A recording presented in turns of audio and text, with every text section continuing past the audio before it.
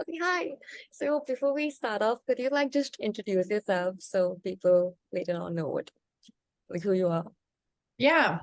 So my name is Katherine Kleiss. I'm a narcissistic abuse recovery coach.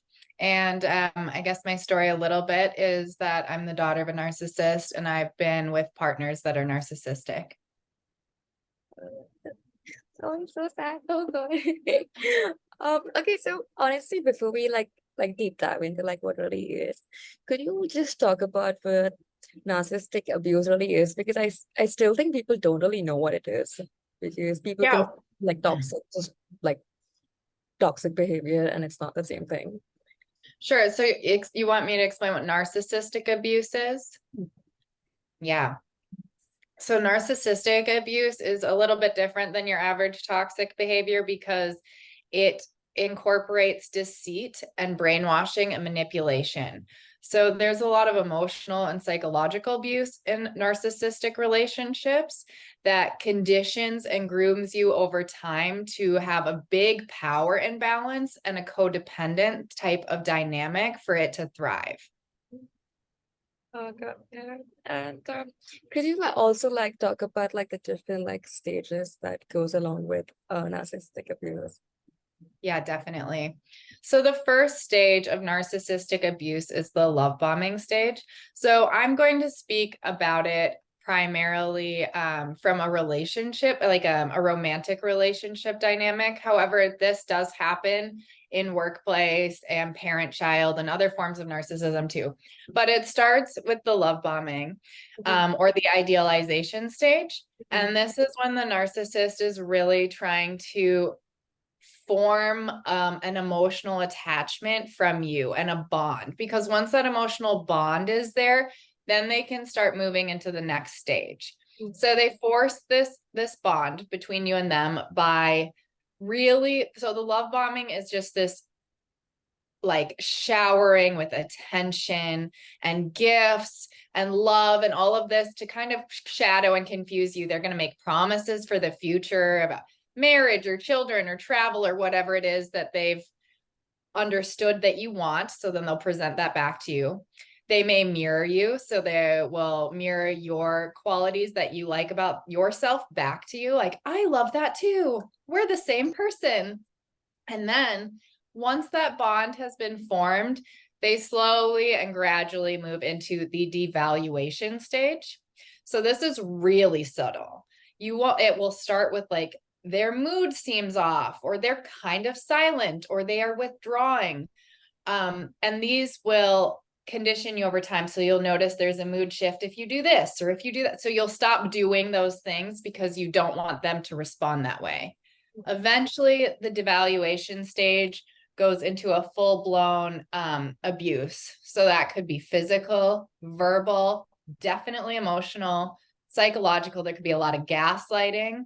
Um, but you'll often float back into the idealization stage. So once you get into this stage, you are going from hot, cold, hot, cold, hot, 10 times a day, 100 times a day, every other week, until you finally move to the final stages, which is where either they discard you or you try and leave and they try and hoover you back or force you to stay. And the hoovering stage will look a lot like the love bombing, where they just want to shower you with love and fake future promises, except now it's I'll go to therapy or I'll change or I won't do that again. So that is the cycle of the narcissistic relationship. God, absolutely. It's so difficult to like navigate that because you face like everything in the beginning and you build up so much and then suddenly you just like one day you're like what went wrong? And Mhm. you're like asking you what did I do? What did I do? And could you talk about the silent treatment a little more in detail? Yeah. So the silent treatment is one way in which the narcissist punishes you or grooms you. So this causes a lot of anxiety in the victim or the person on the other end. Mhm. So, for example, so grooming in general, they do it by positive and negative reinforcement. So if you blow off your friends, they may positively reinforce that with love. If you go out with your friends, they will negatively reinforce that behavior with the silent treatment. So they may stop talking to you or just abandon you for 3 days, or, you'll be like, what's wrong? What I do? And they'll just stonewall you and give you the silent treatment. So that's one way they condition you to understand that if you do this, you'll be punished for it without saying it. It's nonverbal. So you kind of have to like, Yeah, you have to be aware of what conditioning looks like, what it is. it's so difficult. So do you think now this is pretty controversial, but because a lot of people that are avoidant also start like pulling away and doing something very similar. But do you think it's like possible to spot if it's coming from a rather narcissistic place, or just like a temporary sort of drift in a relationship? That's a good question. What I would say is narcissists have other qualities besides that withdrawal and that type of response that an avoidant would have, because on top of that, narcissists are also like they're calculating and exploitive and blackmailing and lacking of empathy and all of these things, right? So there's a lot of cruelty and punishing behavior, whereas the avoidant is withdrawing because of fear of attachment. But what I'll say is that both of those are coming from an unhealed place. Yeah. So you don't deserve to be in a relationship with someone unhealed or unaware of how to heal or unwilling to try to heal.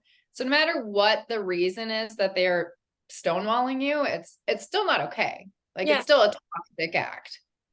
Totally get that. Like I think what happens we start trying to like label these things, but it doesn't really get you nowhere. Like it gets you nowhere. It's just like endless rumination.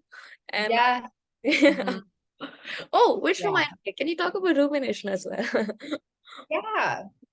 Rumination is when you get stuck in your mind on something. So you're ruminating, you're just like thinking, dwelling and dwell, like if I had done this, or what if it had went this way? And you get almost stuck in your own thoughts. And that's what rumination is. It's really heavy in a narcissistic relationship because of the cognitive dissonance. So cognitive dissonance is a conflict in your mind. Are they good? Is it me? Are they having a bad day? Are they going to change? So you have all these conflicting thoughts that are making you uncomfortable. So then you get stuck in a rumination loop. Do you think what would be the way to get out of the rumination loop? Because it can go for either, honestly. Yeah.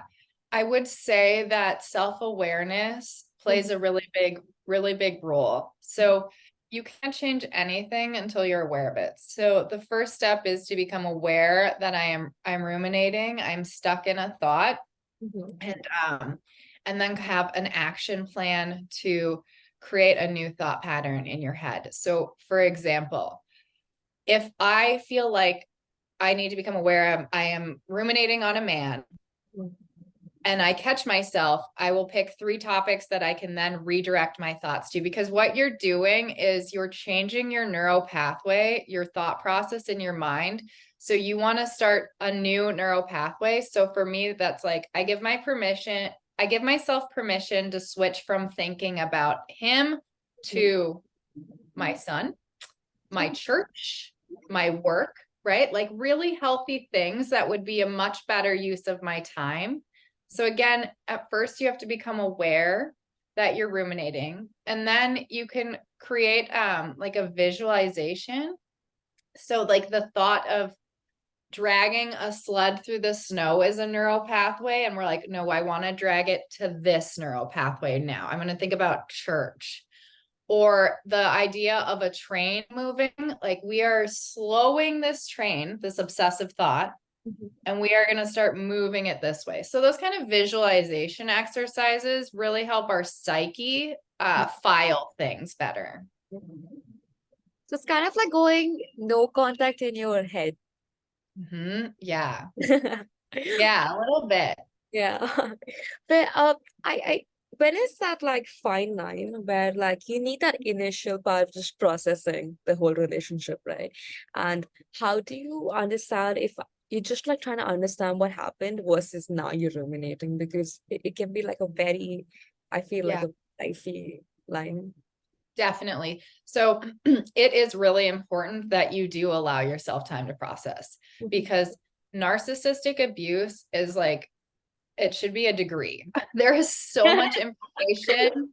There's so much information that will help you to move on, to heal, to form healthy relationships, and to have healthier future relationships. So you definitely do want to obsess over the information a little bit.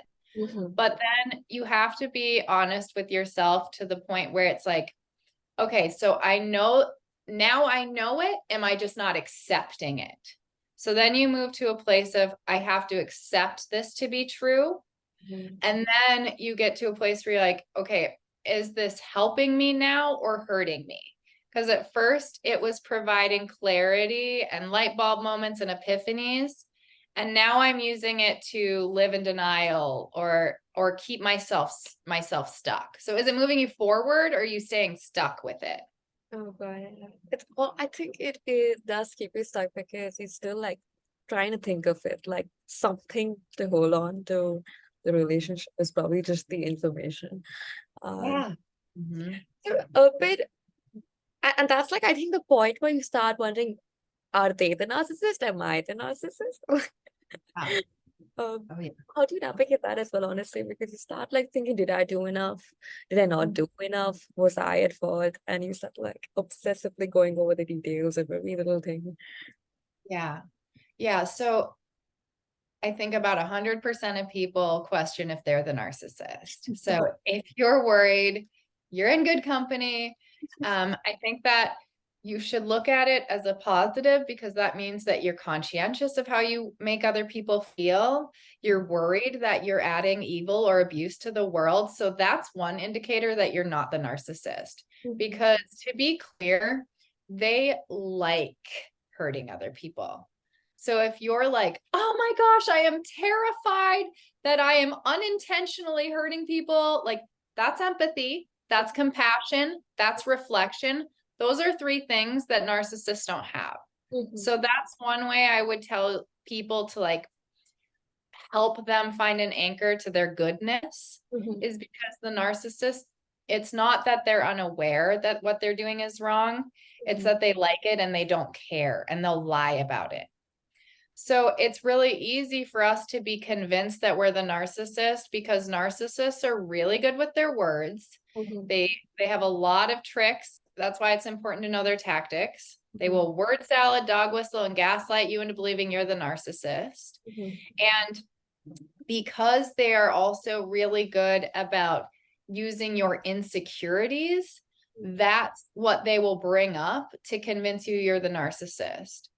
So it's important that you understand that there is a level of insecurity in us that allows them to abuse and control us. So whatever those areas are that are your vulnerabilities and insecurities, they are weaponizing that against you. And you need to really focus on building strength and confidence in those areas. Right.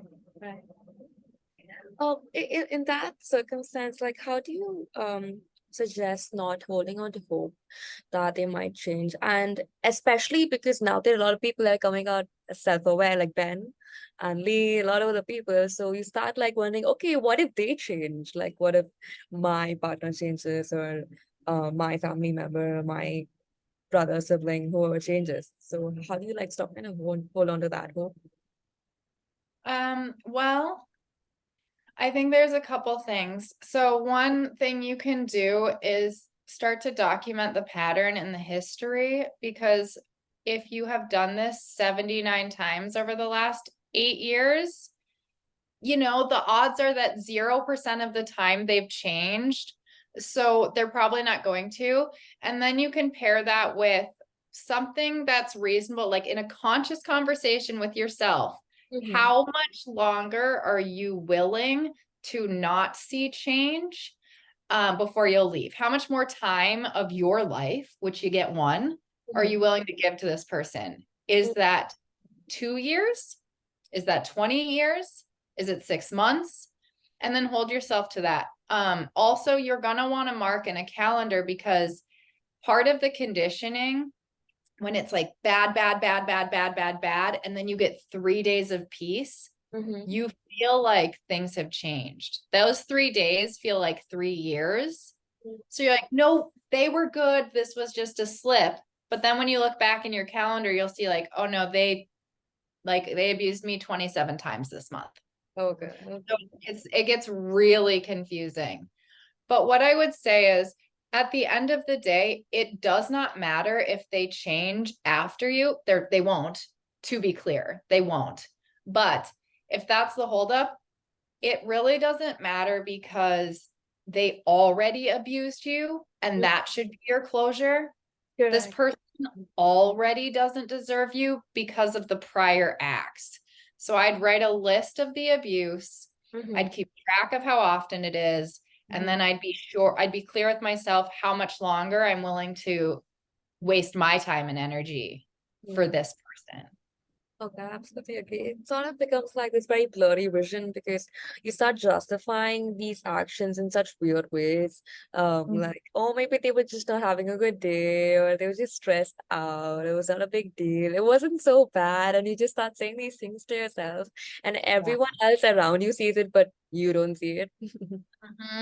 That's the cognitive dissonance. That is 100% cognitive dissonance. And a good exercise for that is put your daughter in that perspective, or your best friend, and then ask if you think it's okay. Like if your best friend came to you and said, well, my boyfriend said this, but he thinks I'm just being too sensitive, what would you say to her? Hello. Get Yeah, out. well, he's a jerk, and like that's a lie. But when it's us, it's a lot harder to see from our emotional angle. Oh God, yeah, yeah, there's this, like this point where you start almost like wondering what you're doing there. You feel very out of place as well. Mm. Feel like you have more emotional intelligence than them, but you don't understand what's going on. Well, I think we want to be the problem, because then we can fix it, and we have so much empathy that we're like, just let me be the problem and I'll change. But they're the problem. It's them. Okay. And it's so hard to like come to terms with that, honestly. I think acceptance takes way too long. Um, but what would your suggestion be for people who are trying to go no contact? Um, Yeah. So when you're trying to go no contact, it feels really overwhelming, because there's never a good time. Either you're in a good place with them and it's not a good time, or you're in a really bad place and it's not a good time because you don't have the emotional energy. So it's important to just do it and keep trying. Understand, first of all, that you may not be successful on the first time, and that does not mean give up. That does not mean you're doing it wrong. It doesn't mean you're a failure. That shame spiral only weakens you to when you need to leave. So when you're going no contact, there's exercises that you can do to make it easier for yourself. So think about it like, if I want to start running in the morning, what things can I do to make it easier, and what things can I do to make it harder? Like I could leave my running shoes out. I could make sure my playlist is set. I could, I could sleep in my running clothes. I don't know, right? What things am I doing that make it harder to start running? Right. So what are you doing to make it easier for you to go no contact? Did you change their profile picture? Are they still lover in your phone? Are there little hearts all over? Do you still drive by their street? Do you still look at their social media? What are you doing? You have to make it easier to move on. And that means replacing your time with things that are going to be beneficial to you, like solid friendships, therapy, self-help books, meditation, rest, whatever it is that you need. Crying. You may just cry for 3 months, and that is okay. But it's important to understand this is an actual chemical withdrawal that's happening. So treat it like a drug addiction. It's not permanent. It is a withdrawal. And once you get over the withdrawal, you will feel better, but you have to get you have to break the addiction. No, it does feel like a drug, actually. Yeah. Absolutely. Um, Okay, but now in a lot of scenarios, you can't actually afford to go no contact, complete no contact, because let's say you have a child with them, or they're probably your sibling or your parent and you haven't moved out yet. So how do you navigate dealing with a narcissist if you kind of live with them, or you Yeah, kind of have to communicate, like there is no option? sure. So when the goal is though for that to be temporary. So for you to be temporarily trying to communicate with people, you can go full no contact. Mhm. So say you're the child. Either way, so let's talk about gray rocking and yellow rocking and non-defensive responses. So gray rocking is when you don't give them an emotional response because Mhm. they're trying to pick at you, they're trying to start a fight, and they're trying to like figure out where your insecurity is. Where's that button? So you have Okay. to shut it down. You cannot give them a positive or negative response to anything. A Mhm. gray rock is like you're drooling from the mouth. You're just like whatever they're talking about. Yellow rocking and non-defensive responses is where you do interact, but you're not arguing back, you're not engaging, you're not in the weeds with them because it's all minutia, none of it matters. So that would look more like a verbal acknowledgement that they're speaking. Right. You're not agreeing or disagreeing, you're just like, I hear your position, Mhm. I understand you see things this way, I Oh, see that's your perspective, right? I okay. hear that's what you're saying. That's your decision. Those are your thoughts. Those are your feelings. That's you and not me. That is you. You're just, well, I'm only doing it because you did this. That's your choice. Okay. So that's a non-defensive response. It can't be argued with because you're just stating the objective truth, right? So when it comes to co-parenting, like you are raising a child with a narcissist, so you can't go full no contact, which I have seen it done successfully for multiple people. So you can, Oh. but what you could do is at least go limited contact. So you're not talking to them in person or on the phone. Like they can email you if they have something to say, Mhm. or if there's a schedule change, they can text you. That documentation is important because they lie and manipulate and take things. I never said that. You did say that. You said that at 4:15 on Tuesday, actually. So they can't get away with that stuff when it's in writing. Mhm. And it also gives you time to step back and like not react Okay. because they might try and deflect and try and talk to you about your dating life or something that has nothing to do with the children. So it's really important that you make sure that you are intentionally responding to only what matters. Okay. I will see you when I pick the children up at 4. That's it. We're not talking about anything besides the children. And Mhm. again, not everything about the children, because some of it, it's just minutia. So it's only what's relevant. Okay. If you're the child of a narcissist, you need to, and you're still living with your narcissistic parents, you have to start cutting off the things that you're dependent for. Okay. Money, a place to live, maybe they're paying for your school. You're gonna have to start learning independence. Right. That's the only way that you can officially break free from them. Mm. Okay, that makes no sense. Great. Actually, about like the gray docking, right? Is what you said.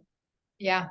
So, there would be that initial time where they would be pretty mad that you're pulling away, though, because Well, like if you're not being who you were before with them, they're gonna start noticing that, or maybe have this sort of fear of abandonment triggering in them. And yeah. especially if they have like borderline traits, and it gets a little worse. Uh, Mhm. Yeah, if they have sociopathic traits or borderline tendencies, it may get worse. Um, it really depends on the narcissist. Some of them, that's like their end goal is for you to just be a rock and like super submissive. And that's like, oh, well, we have a nice relationship when I don't speak. Um, But yeah, some will get mad because they are there for the reaction. That's what gives them supply. And if you don't give them that, they may get violent. Mhm. So you're actually in a dangerous lose-lose spot if you're with a narcissist. Like there is no winning. Oh, I Yeah. can just shut my personality off or not talk. Like, no, that still won't work. It still won't work.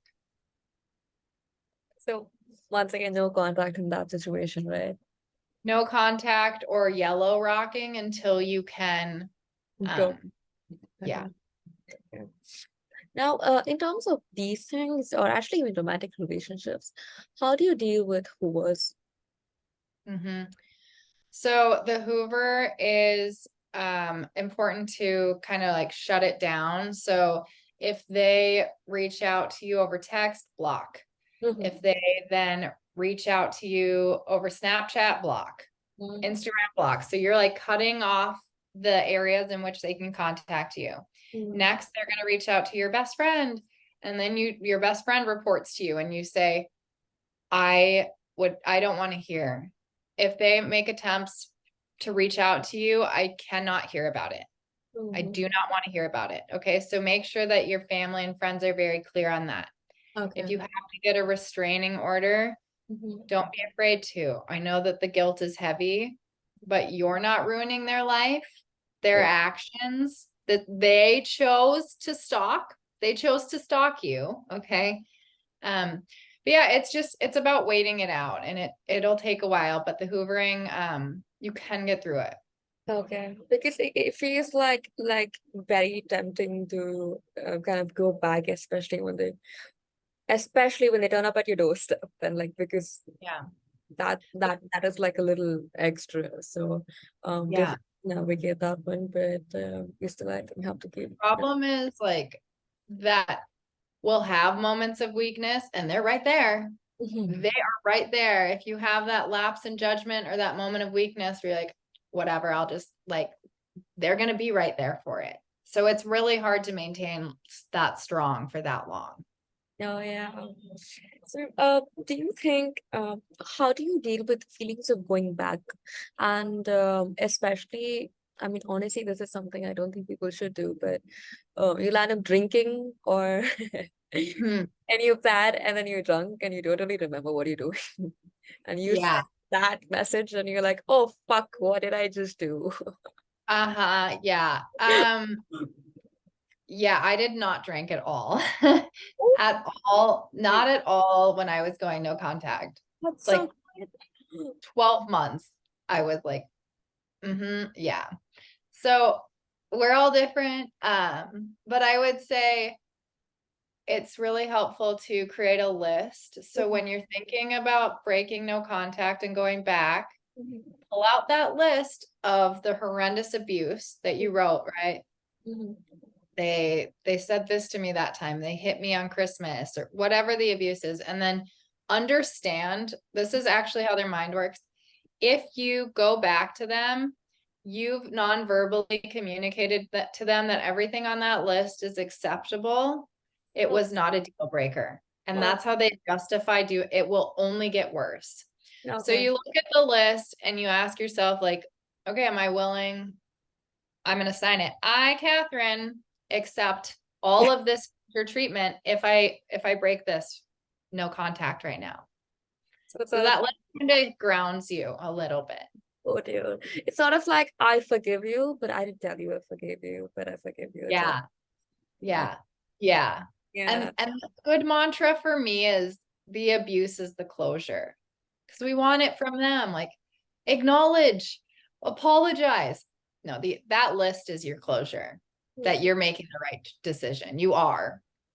Oh God, I don't think a narcissist could give you a closure. I don't think they would be a narcissist at all if they give you like a good closure. That's not. You won't get it. Yeah, yeah. If that's what you're waiting for, you're gonna be there.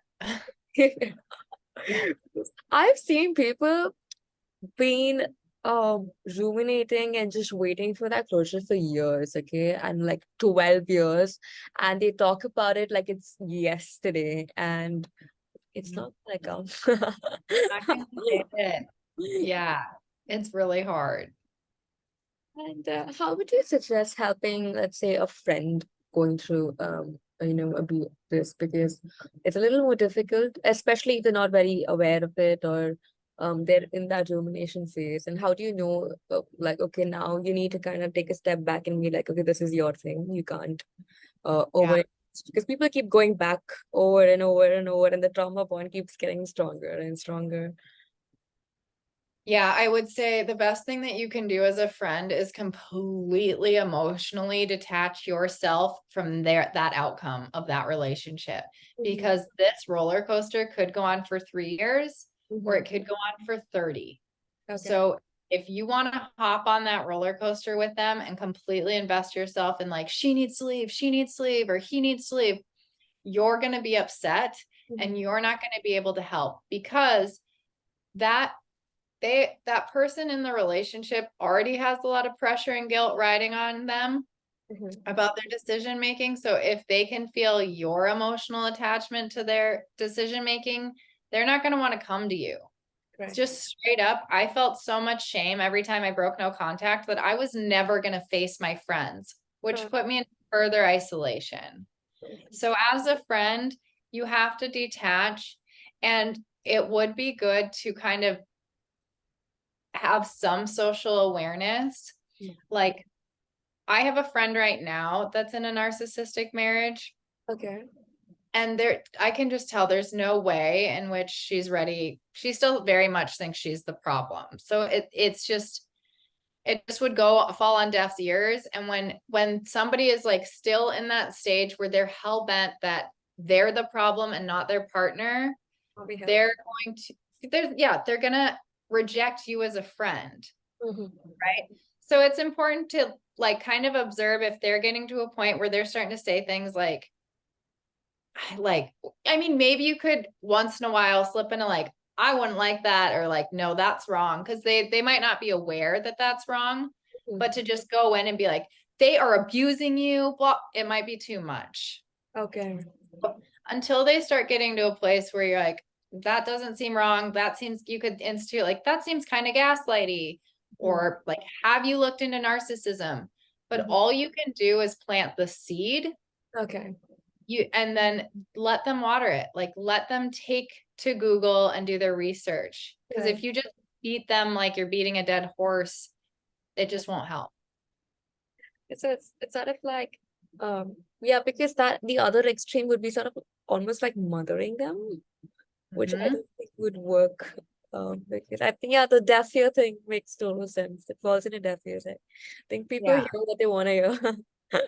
We do. And that would be codependent of us if we want to go to a place where we're like mothering somebody and like we're making it our business. That's not us. That's another person. So that would be codependent to do that.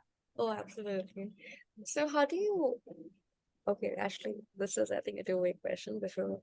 How do you spot a narcissist? Mm-hmm. Sometimes they're very good at hiding and masking up. So, Yeah. There's they are really good at hiding and masking up. So there are some subtleties that could, again, this isn't like they're for sure a narcissist, but they're indicators. okay. So arrogancy, that one's an indicator of an overt, not Mhm. necessarily a covert narcissist. Mhm. How they respond in stress. Okay. So, are they cruel? Are they mean? I would also say when you feel like somebody is putting on a big production, this is another overt narcissist where it's Okay. like everything is a show. Like, I'm so great. I'm so like, I'm funny. Like, the more charismatic and hilarious, the more I'm like, you are covering something up. Okay. Yeah. Yeah. No, it's one Mhm. thing to be funny, but to be like overly charismatic, like you're putting on a production and a show, it's because you're trying to have people look over here while you're abusing your wife behind closed doors, right? So that's a big indicator. And then ego. Ego is the biggest one that I pay attention to. Anyone with a fragile ego is just not someone you want to mess with, but the more fragile, the underlying cause of narcissism is a fragile ego, or Correct. the underlying like characteristic rather. Mhm. So if you say something like, say they're like, oh yeah, I think it's so nice outside. And you're like, oh, I think it's kind of chilly. And they're like, well, I only thought it was nice because, and you're like, oh my gosh, okay, that's a big one. That is a big indicator. Absolutely. It's like the Um, silliest, dumbest things. the dumbest things, but they will do it every time. They also really like they hear themselves and everything. So if you're like, oh, I was really scared to do this. Like, I wouldn't have been scared. It's like, we're talking about me. I thought, like, why are we talking about you? Or like, I love to do that. Like, I don't. You're like, okay, so we're talking about you again. So they hear themselves in everything and they attach their identity to like anything that they say. So that's why they get so fragile about it. Yeah, because it's all it's very the attachment is insane. Everything is about them. Like you can't really have a conversation about you, or even if it is, it's very brief and then it goes switches back to them. So Yeah. Yeah. If you're not looking for it, you just like will follow them in the conversation and be like, and then just talk about them. But if you're like, if you're paying attention to these patterns, you'll Mhm. start to notice narcissistic people. Okay. So Mhm.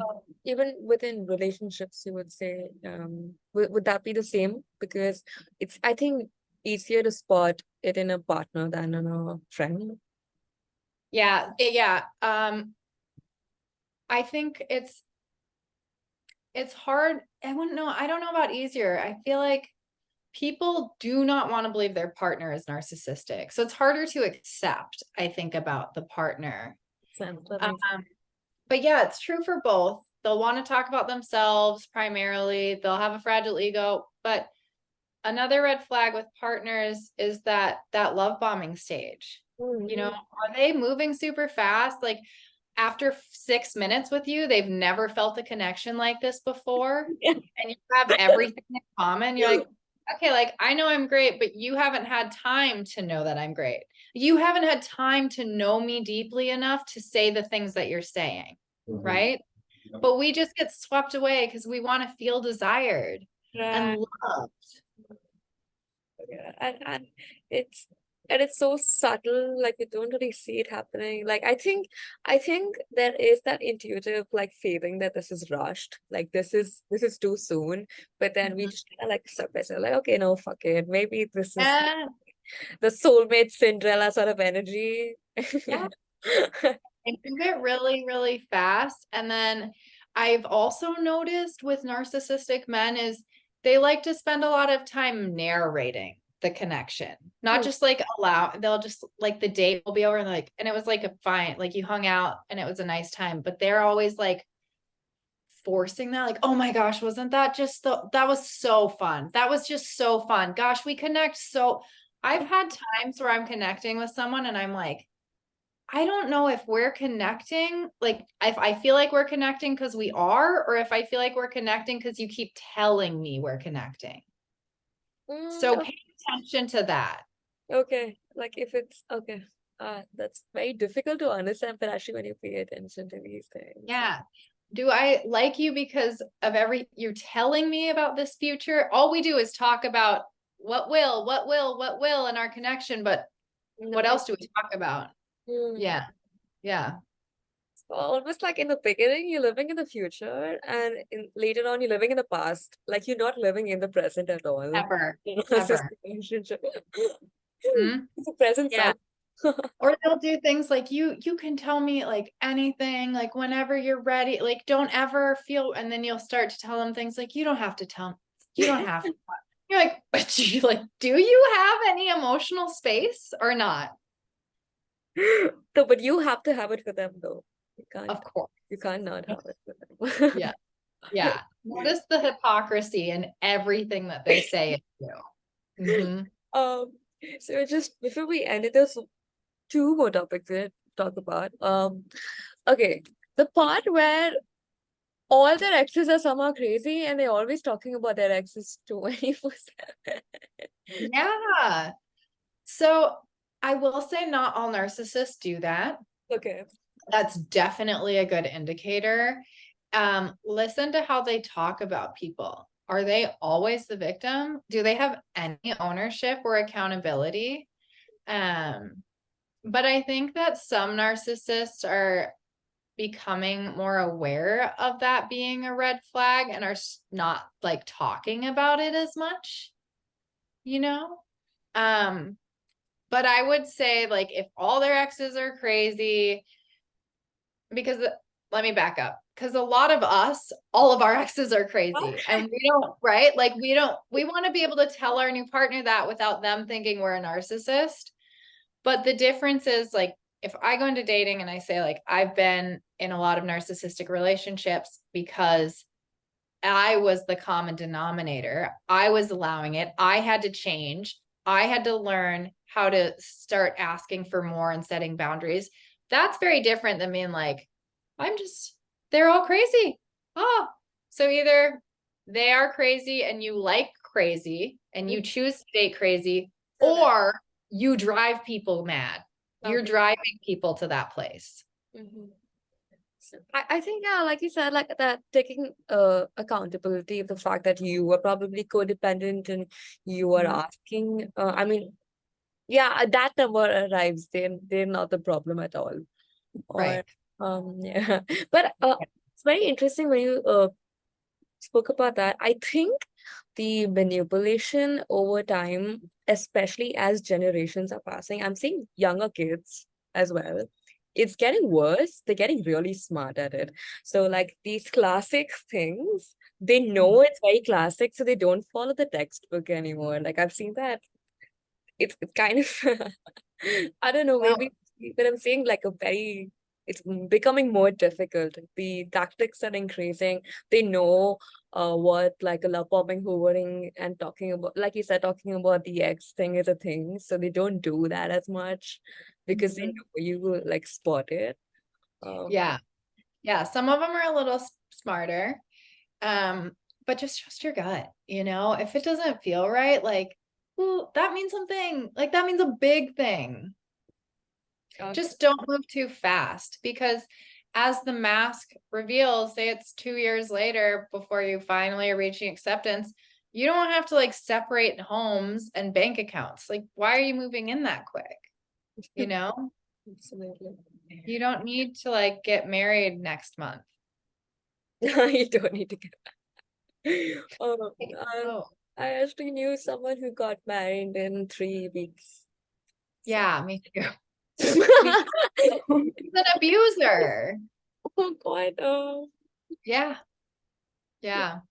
and it sticks, and what I've seen, And then it's messy. And then now you have to pay for a divorce. And now you have less control. You can't call the police to get them out of their house, your house, because they own the house too. And you're even more vulnerable. The absolutely. more once you start having children and marrying these people, you are really vulnerable to them and their tactics. Okay, like because it keeps you stuck. Even Yeah. like that's honestly, Yeah. Oh, they will use the pet too. Like, well, we have to set up visitation. I still want to see the dog. Have the dog. Have the dog. Okay. Like, it is not worth the abuse. oh my God, oh yeah, oh. Mm. That's why I think it's really important to I think it's actually, I think they pretty much show you what they are within 6 months. Like I don't think the mask can go on longer than that, or unless I don't know. Unless there's a few, not a, there's more than a few. There is a type of narcissistic con artist Mhm. that can hide their true selves a lot longer, but the majority, yeah, like honestly, give people a 90-day probationary period to date you, and 90% of them will reveal themselves in that first like 90 to 120 days or 180 days. That first like 3 to 6 months. Um, Definitely within the first year, most people, even sociopaths, really can't hide themselves for more than a year. Mm. Oh yeah, absolutely. Those It, math slips will happen. especially like if you are like codependent or like the therapist friend, or they kind of get Mhm. very comfortable with you. Um, Yes. yeah. I remember there was this one time I was asking my friend, And what is the line you will let them cross? And she literally went blank. She said, I don't know.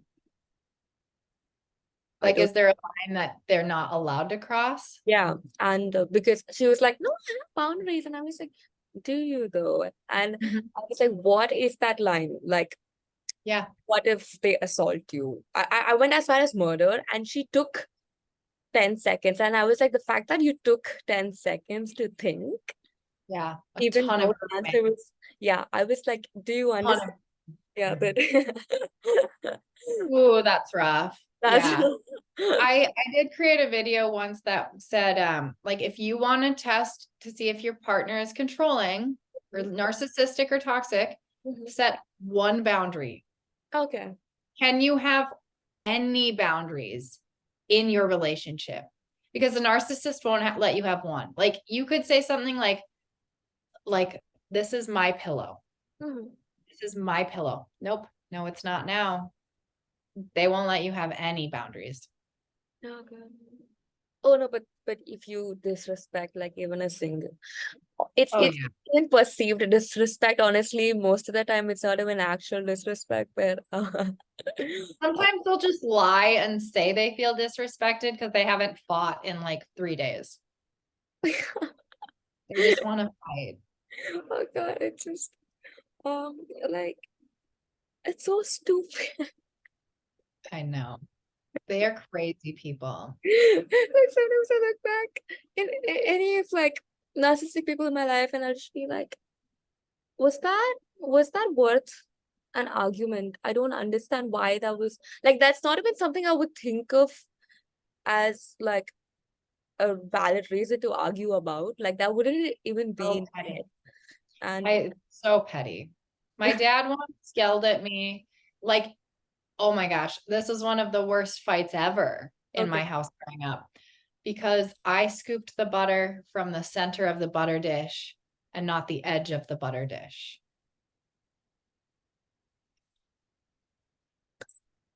It's Yeah, it's like you can't make this up.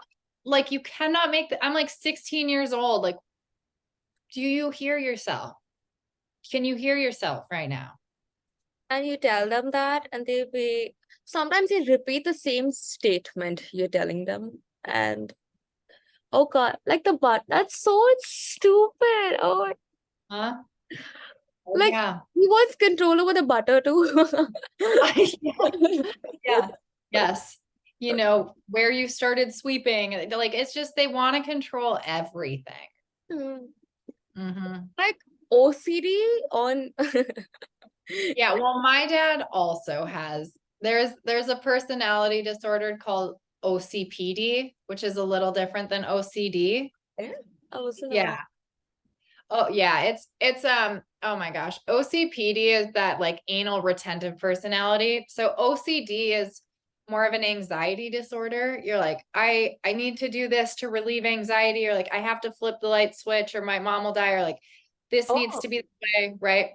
Yeah. OCPD is a personality disorder in which they have to have control of like how everything is. okay. Like things go this way in the cupboard and this is where this goes in this closet and you can't drink out of that cup. You have to drink out of this cup. They're like very anal about everything. Honestly, that sounds like a nightmare to even live with. That's very, oh, what clusters does that fall into? Is it Cluster B. I think it's a cluster B disorder still. Yeah. oh, okay, yeah, it sounds like cluster B, yeah. It It's might be clusters. paranoia as well, actually. I'm trying to actually, well, I have my book right here, but it's yeah, I'm not sure. It's definitely in one of the 10 personality disorders. OCPD. Mm-hmm. What's the word of it? Thank you for that. Uh, Yeah. okay. Sounds a lot like paranoia. I don't know. Actually, there's like a fine line where all of them mix, honestly. But Totally.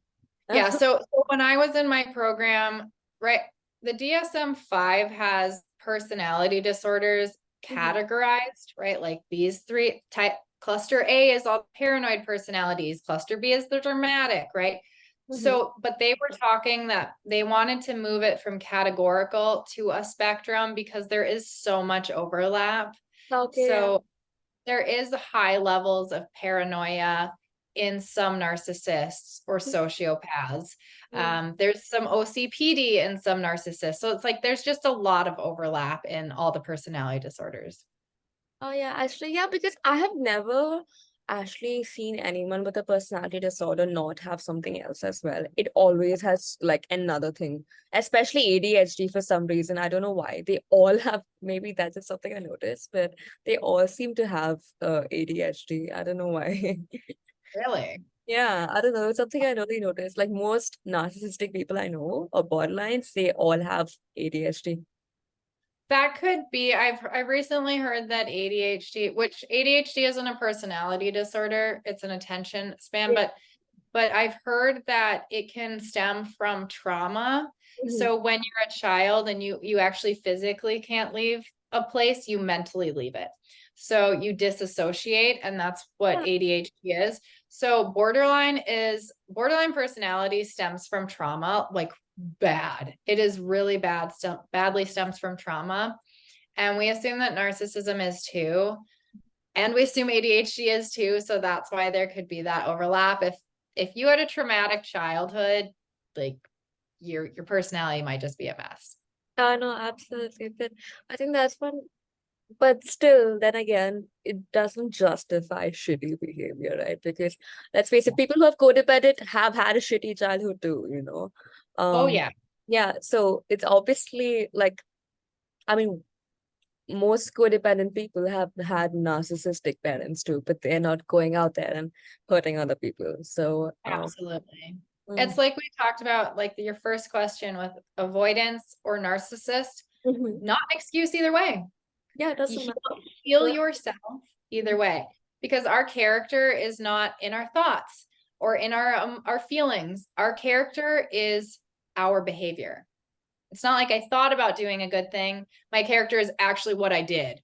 Did Mhm. I do a bad thing or did I do a good thing? I think that's empathy, emotional intelligence, things like Yeah. that. Mm-hmm. So we have one last question before we end the interview. Uh, what would your advice be for physical recovery after narcissism? Because like you start like either eating less or eating more, or this sort of fatigue. I don't know how to describe it. I don't know if I'm doing it well, but the sort of very, you don't feel very physically all right for a Yeah. while, and Yeah. attack So, things like that. yeah, scientifically, it's already very understood that there is a big connection between mental and physical health. Mhm, If you're depressed, your body will feel weak. mhm, If you're not moving around, you'll start to suffer from depression, right? Like they factor into each other. So mhm, what I would say is, first of all, if mhm, you're coming out of a narcissistic relationship and you are emotionally and physically exhausted, you mhm, might need sleep. It takes a lot of energy to go through what you've been through, mhm, and your brain is quite literally regulating mhm, and healing from actual brain damage. Okay, like this constant high and low and chemical release happening in your brain affects your amygdala, your hippocampus, like your frontal. It's just, so your brain is healing. So I would say rest, mhm, rest, rest, rest. mhm, But then I would say you want to start incorporating um activity into your life. So if you're not already somebody that's athletic and working out, you yeah, want to get outside, you want to get out for walks, mhm, you want to feel that sun. Okay, so you got to get your body moving. yeah, Yoga or stretching, if not even yoga, just like stretching and body movement is going to be really important, because you don't want to sit in a spiral in your depression where you're just sleeping, and sometimes it takes moving your body first. We're like, well, when my mental health is good, then I'll improve my physical health, but sometimes you have to do it the other way. So just paying attention to both, but listen to what your body needs and try different things. Okay, like I tried running, I loved it, and then I went to CrossFit and I loved it, and then you could do water aerobics or Pilates, or just experiment, because you're free now and you can do whatever you want. I love that you're free now. Free, you can try all of it. I think that's something people should do. Like write like the positive things that you can now do that you couldn't do back then. Yeah, you're not even going to hear anything about it. Yeah, I mean, And no who one cares gets what people think anyway? Because a lot of times in our head, we'll go to a place of like, they're they, the ominous they, opinion. they're going to say I'm trying to be someone I'm not. You can be whoever you want to be. I And love. usually they is one person, like it's one cousin or ex or parent or sibling or peer from high school that's on Facebook. Like, do they really matter?